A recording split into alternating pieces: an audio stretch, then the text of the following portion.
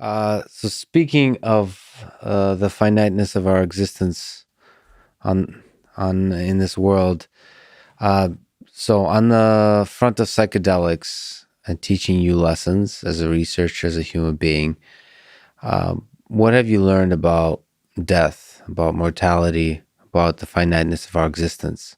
Are you yourself afraid of death? And how has your view, do you ponder it? And has your view of your mortality changed with the research you've done? Yeah.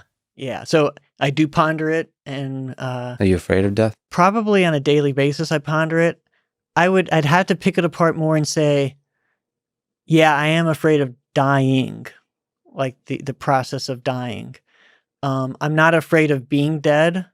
I mean, I'm not afraid of, I think it was Penn that said, and he may have gotten it from someone else, but like, I'm not afraid of the year, 1862 before I existed. I'm not Yeah. afraid of the year 2262 Yeah. after I'm gone. Like, it's going to be fine. But yeah, dying, like, I'd be lying if I said I wasn't afraid of, you know, dying. And so there's both like the process of dying, like, yeah, it's usually not good. It'd be nice if it was after many, many years and just sort of, I'd rather not fall, die in my sleep. I'd rather kind of be conscious, but sort of just fade out with old age maybe. Mm-hmm. But like, just being in an accident and like, horrible diseases. I've seen enough loved ones. It's like, yeah, this is not good. This is enough to be, I'd like to say that I'm peaceful and sort of balanced enough that I'm not concerned at all. But no, like, yeah, I'm afraid of dying.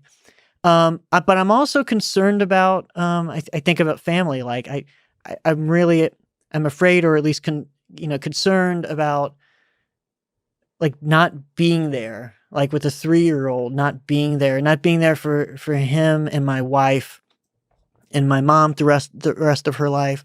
I'm concerned more about like the harm that it would cause if I left prematurely. And then kind of even bigger along the lines of some of the stuff that forward thinking we've been talking about. I think maybe way too much about just like, and I'll never know the answer. So even if I live to, 120, but like, I want to know as much as I can, but like, how is this going to work out? Like as humans, like, are we, and a big one I think is, are we going to, and I don't think, unfortunately, I'm going to learn it in my lifetime, even if I live to a ripe old age, but well, I don't know. Is this going to work out? Like, are we going to escape the planet? I think that's one of the biggies. Like, are we going to, like, the survival of the speed? Like, I think the next, like, the time we're in now, it's like with the nuclear weapons, with pandemics, and with, I mean, we're going to get to the point where anyone can build a hydrogen bomb. Like, it's like, you just like or engineer like the, something that's a million times worse than COVID and then just spread it. It's like, we're getting to this period of, and then not to mention climate change, it's like, although I think that's not, there's probably going to be surviving humans with that regard, but it could be really bad. But these existential threats, I think the only real guarantee that we're going to get another, you name it, 1,000 million, whatever years is like diversity. Diversify our portfolio, get off the planet, don't leave this one. Hopefully we keep, but like, and it's like either we're going to get snuffed out like really quickly, or we're going to like, if we reach that point, and it's going to be over the next like 100, 200 years, like we're probably going to survive like until like, I mean, like our son, like, and even beyond that, like we're probably going to be talking about millions and millions of years. It's like, and we're, I don't know, in terms of the planet, 4 billion years into this. And depending on how you count our species, we're millions of years into this. And it's like, this is like the point of the relay race where we can really screw up. So that would make you feel pretty good when you're on your deathbed at 120 years old, and there's something hopeful about, there's a colony starting up on Mars, and it's like, Titan, like whatever, like, like that we have these colonies out there that would tell me like, then at least we'd be good until like the, hopefully, probably until the sun goes red giant, you know what I mean? Yeah. Rather than, like 20 years from now when there's someone with their finger on the nuclear button that just, misperceives the radar, like the signal they think Russia's attacking, they're really not, or China, and like that's probably how a nuclear accident war is going to start, rather than or like I said, these other horrible things. Does it not make you sad that you won't be there if we are successful at proliferating throughout the observable universe? That you won't be there to experience any of it? It's just the ego death, right? It's the death because you're still gonna die and it's still gonna be over. Right. That's Ernest Becker and those folks really emphasize the terror of death that, if we're honest, we'll discover if we search within ourselves, which is like, this thing is gonna be over. Most of our existence is based on the illusion that it's gonna go forever. And when you sort of realize that it's actually going to be over, like today, like I might murder you at the end of this conversation. It might be over today, or like you go on going home. This might be your last day on this earth, and it's. I mean, like pondering that, and I suppose one thing to be me. If I were to push back, it's interesting, is you actually, I think you see comfort in the sadness of how unfortunate it would be for your family to not have you. Because the really, even the deeper, yes, but that's the simple fear. Even the deeper terror is like this thing doesn't last forever.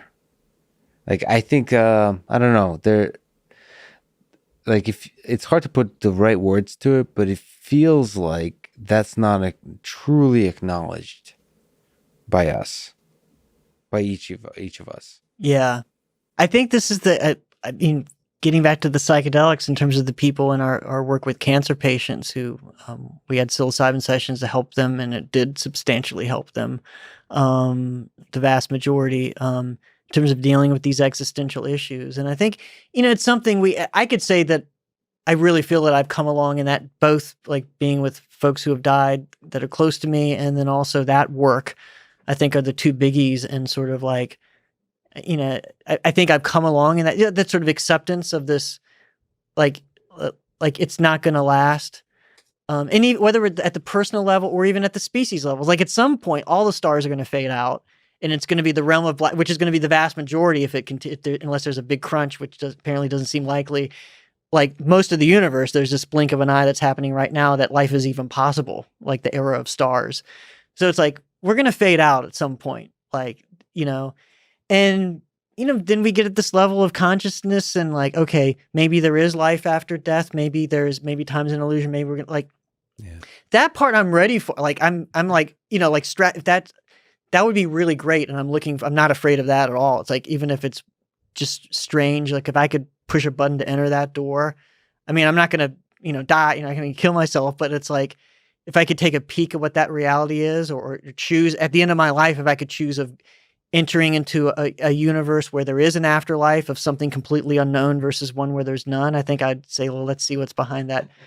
That's a true scientist way of thinking. If there's a door, you're excited about opening it and going in. No matter, right. no matter but I am attracted to this idea, like, and I recognize it's easier said than done to say I'm okay with not existing. Yeah. It's like the real test is like, okay, check me on my deathbed. It's like, yes, I'd be all right. It's a beautiful thing, and the humility of surrendering. And I really hope, and I think I'd probably be more likely to be in that realm right now than I would, like, if, or check me when I get a terminal cancer diagnosis. And I really hope I'm more in that realm, but I know enough about human nature to know that, like, I can't really speak to that because I haven't been in that situation.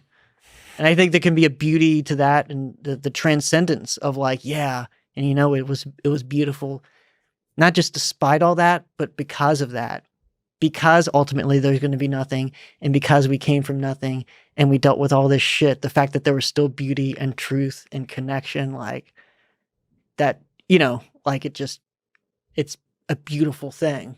But I hope I'm in that. It's easy to say that now. Like, yeah.